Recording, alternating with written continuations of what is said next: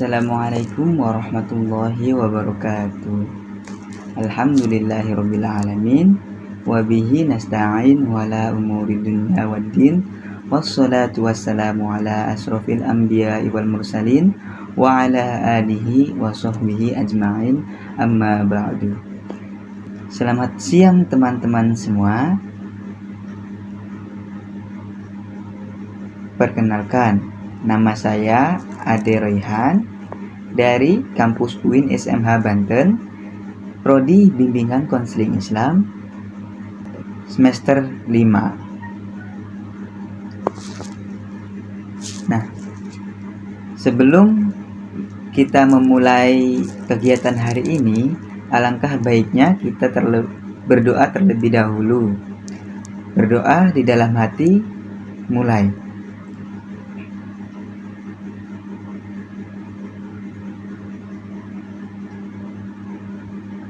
Selesai.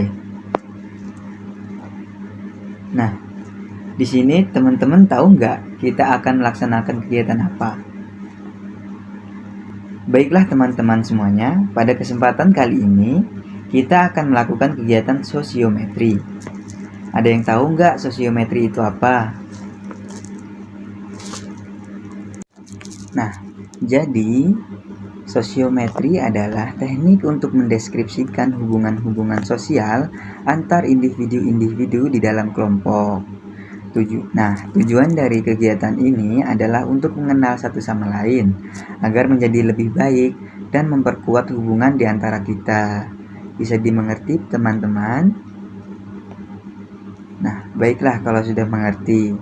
Dimohon kesediaannya kepada teman-teman semuanya menyiapkan selembar kertas dan alat tulisnya untuk menjawab pertanyaan yang akan kakak berikan nanti. Jika sudah disiapkan, kakak akan berikan pertanyaan kepada teman-teman semuanya. Oh iya, kita di sini bukan sedang melakukan ujian ya teman-teman, jadi santai saja, relax, jangan dibuat tegang. Oke? Nah, jadi pertanyaannya, tuliskan nama teman sekelas yang menurut kalian itu paling dekat atau paling bisa diajak untuk bekerja sama atau asik diajak ngobrolnya lah gitu. Nah, pastikan jawabannya untuk memberikan 2 nama saja ya teman-teman. Teman kalian yang sekiranya bisa diajak untuk bekerja sama. Kakak beri waktu untuk mengisinya dalam waktu 5 menit. Baik, dimulai. Baik, apakah sudah selesai semuanya teman-teman? Jika sudah selesai, kakak akan ambil kertas yang sudah diisi tadi oleh teman-teman semuanya. Oke.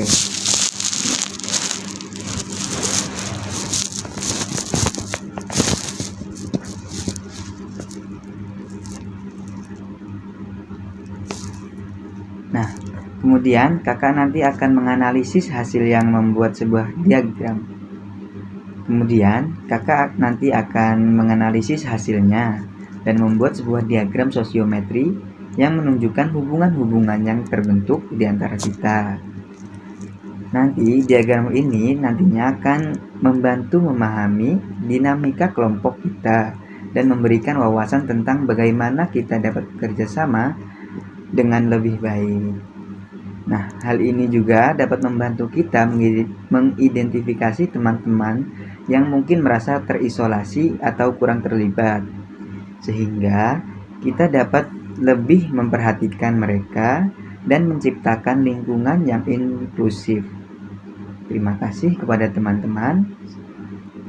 Terima kasih kepada teman-teman semuanya yang telah berpartisipasi dalam kegiatan sosiometri kali ini. Semoga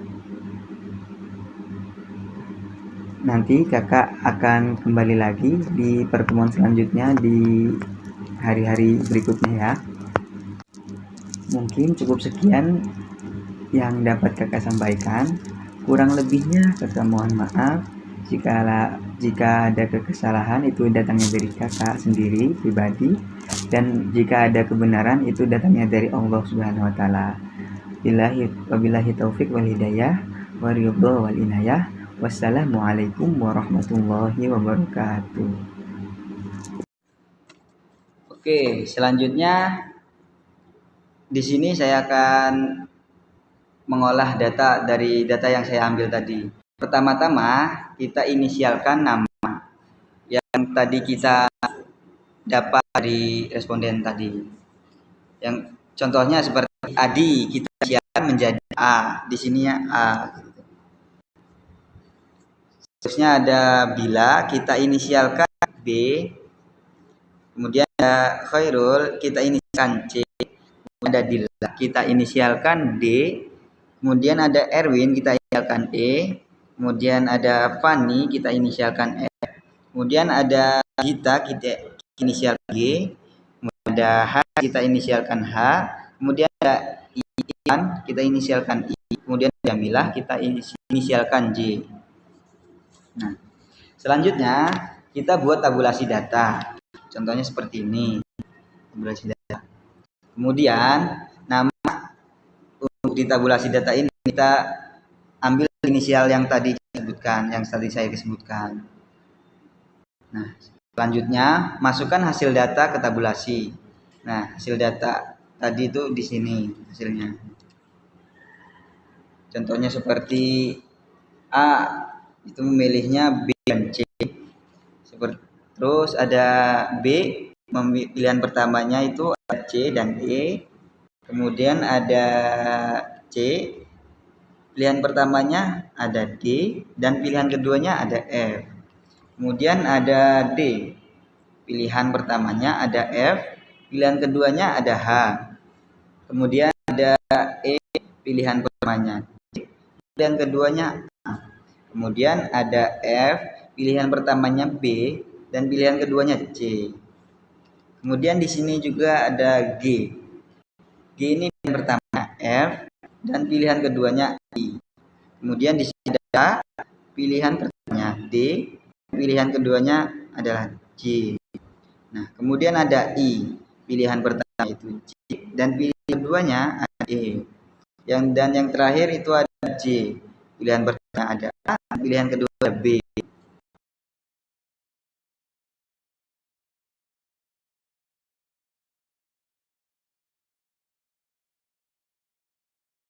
Kemudian inisial atau identitas kita rahasiakan. Contohnya seperti laki-laki itu menggunakan persegi panjang dan yang perempuan itu menggunakan lingkaran atau bulat. Nah, setelah itu kita sederhanakan nama yang dipilih.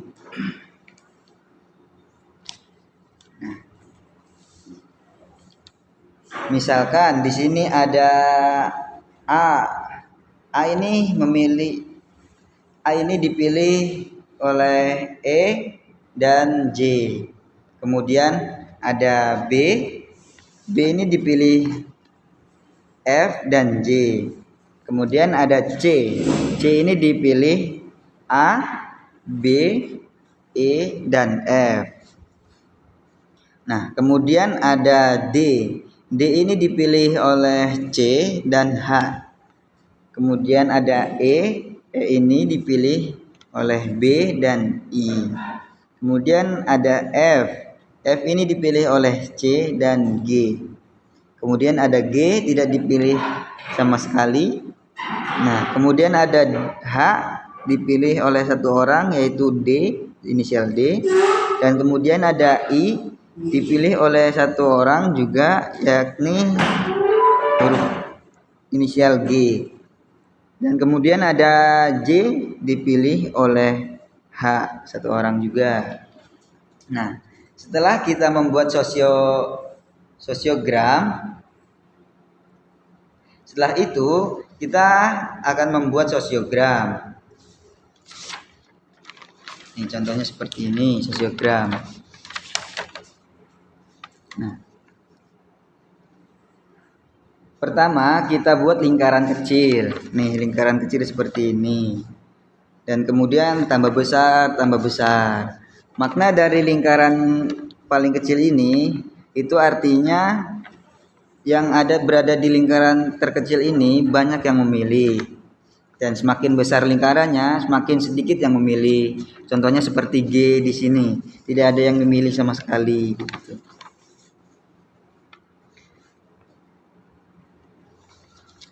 Kemudian masukkan inisial sesuai dengan yang dipilih.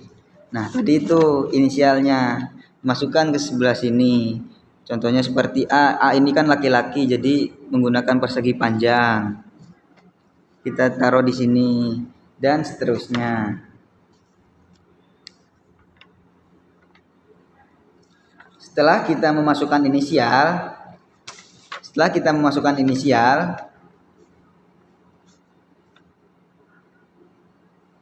kita buat garis sesuai dengan pilihan inisial tersebut. Nah, pilihan pertama garis ini, garis yang rada tebal, dan yang pilihan kedua garis yang agak tipis. Contohnya seperti di sini ada A,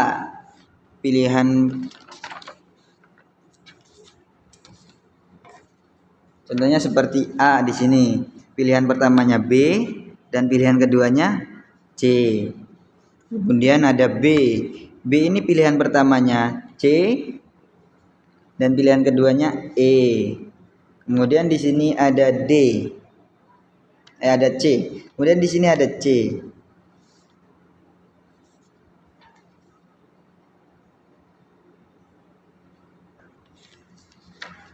Nah, kemudian ada C. C di sini pilihan pertamanya yaitu D dan pilihan keduanya yaitu F. Nah, di sini selanjutnya ada C. C di sini pilihan pertamanya yaitu D dan pilihan keduanya yaitu F. Nah, kemudian ada D. D itu pilihan pertamanya yaitu H dan pilihan keduanya F. D itu pilihan pertamanya F, pilihan keduanya H. Nah, kemudian ada E. E itu pilihan pertamanya C dan pilihan keduanya itu A. Nah, kemudian ada F di sini. F itu pilihan pertamanya yaitu B di sini. Terusan pilihan keduanya yaitu ke C. Mereka saling memilih. Nah, kemudian ada huruf G. Inisial G itu pilihan pertamanya yaitu F, pilihan yang keduanya yaitu I. Nah, kemudian ada H. H di sini pilihan pertamanya yaitu D dan pilihan keduanya yaitu J. Kemudian ada yang inisial I, pilihan pertamanya yaitu J dan pilihan keduanya E. Nah, kemudian ada juga inisial J, pilihan pertamanya yaitu A dan pilihan keduanya yaitu B di sini.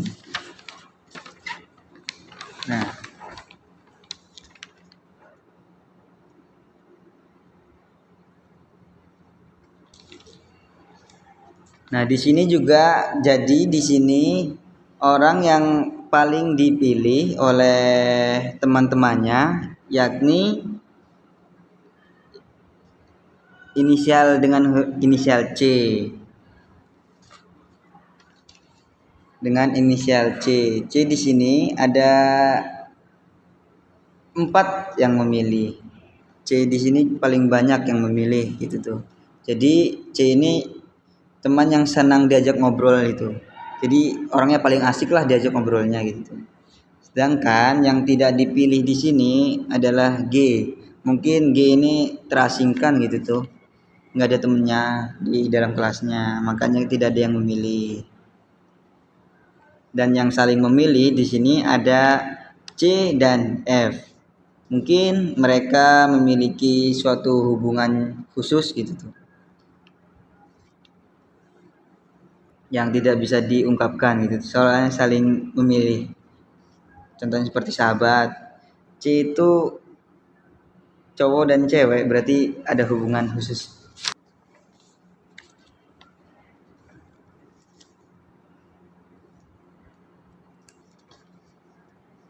Selanjutnya, setelah pengolahan data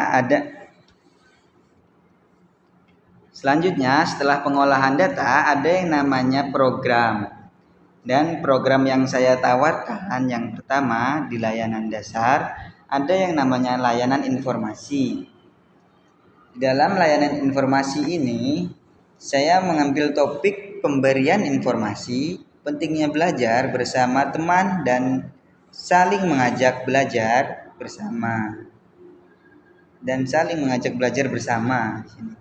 Nah, bidangnya yaitu yang pertama ada bidang sosial, yang kedua ada bidang pribadi, yang ketiga ada bidang belajar, yang keempat ada bidang keluarga,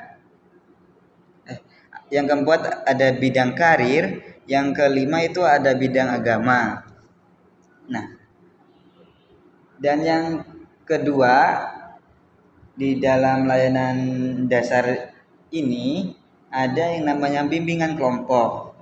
Nah, di dalam bimbingan kelompok kali ini saya akan melakukan di dalam bimbingan kelompok saya kali ini saya mengambil topik yakni melakukan bimbingan kelompok guna meningkatkan interaksi sosial dan hubungan emosional. Nah, bidangnya yakni bidang sosial dan bidang belajar.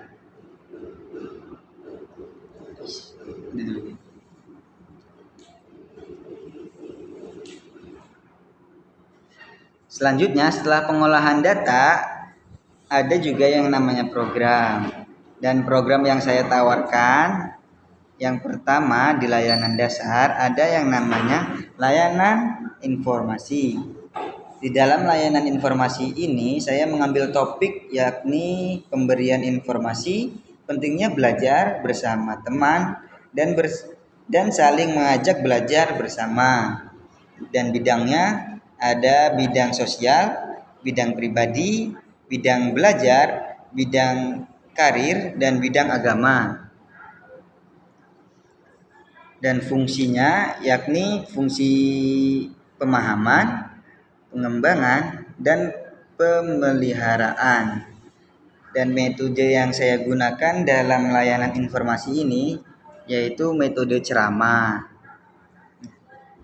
Yang kedua dari layanan dasar ini ada yang namanya bimbingan kelompok. Dan topik yang saya angkat dalam bimbingan kelompok kali ini yakni melakukan bimbingan kelompok guna meningkatkan interaksi sosial dan hubungan emosional. Dan bidangnya yakni bidang sosial dan bidang belajar. Dan fungsinya yaitu fungsi dari bimbingan kelompok ini yaitu pemahaman dan pencegahan. Dan metode yang digunakan dalam bimbingan kelompok kali ini yaitu metode diskusi. Nah, yang kedua dalam program ini ada yang namanya layanan responsif. Nah, di dalam layanan responsif yang pertama itu ada yang namanya konseling kelompok. Nah, di dalam konseling kelompok yang program saya lakukan ini, topik yang saya angkat di dalam konseling kelompok kali ini yakni melakukan konseling kelompok guna mengentaskan masalah dan saling memahami antara teman sebaya secara bersama-sama. Dan bidangnya yaitu bidang sosial dan bidang pribadi. Dan fungsinya yakni untuk pemahaman, pengentasan, dan pencegahan. Di layanan responsif yang kedua ada yang namanya konseling individual. Nah, di dalam konseling individual ini saya mengangkat topik yakni melakukan konseling individual guna mengentaskan permasalahan yang dialami oleh mahasiswa dengan mengembangkan potensinya. Nah, yang bidangnya yaitu bidang pribadi, fungsinya untuk pengentasan.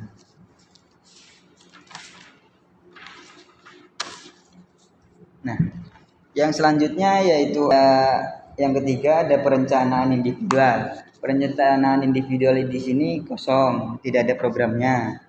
Dan yang keempat yakni ada dukungan sistem.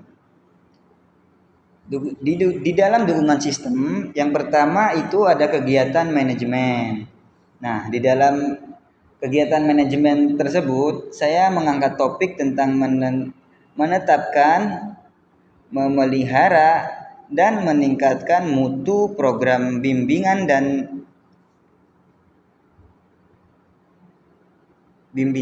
dan konseling melalui kegiatan pengembangan program B2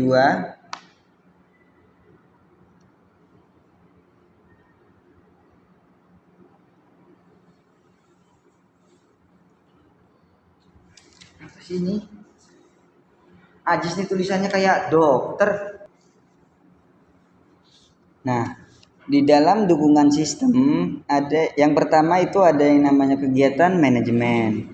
Nah, topik yang saya angkat di dalam kegiatan manajemen ini yakni menetapkan,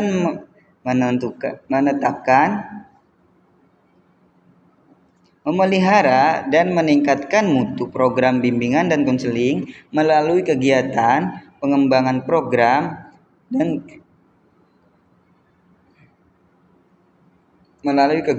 dan pengembangan program. Dan yang kedua ada yang namanya pengembangan jejaring. Nah, topik yang saya angkat dalam pengembangan jejaring yakni yang pertama ada melakukan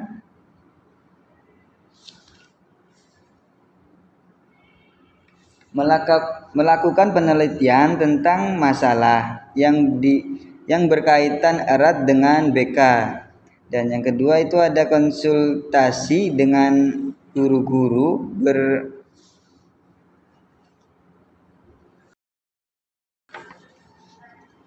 Nah, yang kedua di dalam dukungan sistem ada yang namanya pengembangan jejaring. Nah, di dalam pengembangan jejaring saya mengangkat topik tentang melakukan penelitian tentang masalah yang berkaitan erat dengan BK. Nah,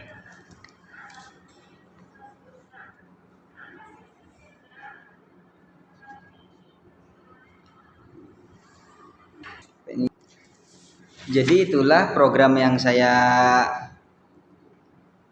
lakukan sekarang ini. Nah,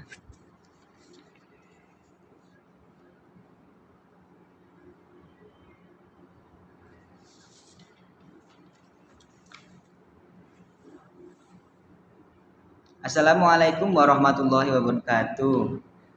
Bagaimana kabarnya kalian semua hari ini? Alhamdulillah baik. Nah, baik. Baik.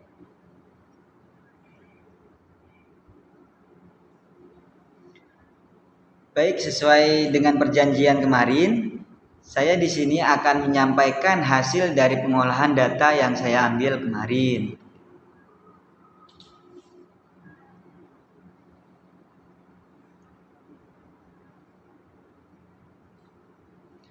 Bahwasanya di kelas ini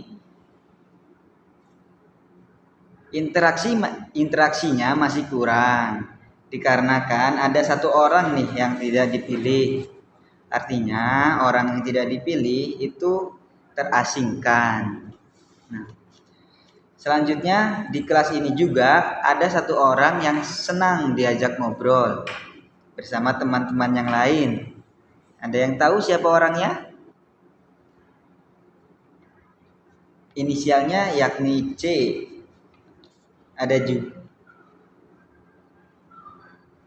Dan ada juga yang saling memilih, yaitu inisialnya C dan F.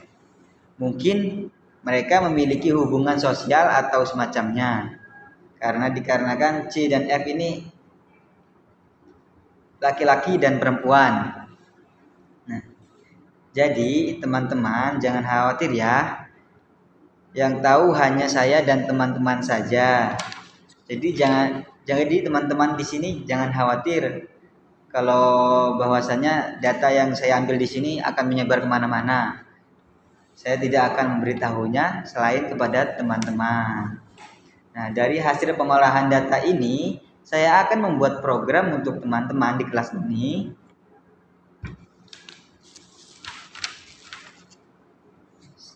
Dari hasil pengolahan data hari ini, saya akan membuat program untuk teman-teman di kelas ini agar untuk meningkatkan interaksi teman-teman di kelas ini. Jadi, mohon kesiapan untuk mengikuti program yang saya berikan. Oke, terima kasih semuanya. Sampai bertemu di pertemuan selanjutnya. Kurang lebihnya saya mohon maaf. Wassalamualaikum warahmatullahi wabarakatuh. Assalamualaikum warahmatullahi wabarakatuh. Jadi di penghujung video kali ini saya akan menyimpulkan apa saja yang telah tadi dipaparkan di dalam video tersebut. Jadi di dalam sosiometri itu ada beberapa tahap. Yang pertama ada tahap persiapan, yakni untuk menentukan kelompok siswa yang akan diselidiki. Dan yang kedua, yang itu ada tahap pelaksanaan, membagikan dan mengisi angket sosiometri. Dan yang ketiga itu ada tahap pengolahan, yakni untuk memeriksa hasil angket, mengolah data sosiometri dengan cara menganalisa indeks, menyusun tabel tabulasi sosiogram, dan membuat sosiogram. Nah, sosiometri adalah alat yang digunakan untuk meneliti struktur sosial kelompok individu dengan dasar penelaahan terhadap relasi sosial, status sosial dari masing-masing anggota kelompok yang bersangkutan. Adapun tujuan dari ilmu sosiometri yakni untuk mengumpulkan data mengenai hubungan sosial dan tingkah laku sosial peserta didik, untuk menemukan dan mencatat relasi aktif daripada struktur kelompok tersebut, yaitu pola saling tertarik, dan bertujuan untuk meneliti hubungan sosial antara peserta didik di dalam suatu kelompok. Nah, kegunaan sosiometri sendiri juga diantaranya untuk membantu meningkatkan partisipasi sosial di antara murid-murid dengan penerimaan sosialnya. Kemudian juga ada untuk membantu meningkatkan pemahaman dan pengertian murid terhadap masalah pergaulan yang sedang dialami oleh individu tertentu. Mungkin cukup sekian kiranya yang dapat saya sampaikan dalam sedikit praktek tentang sosiometri.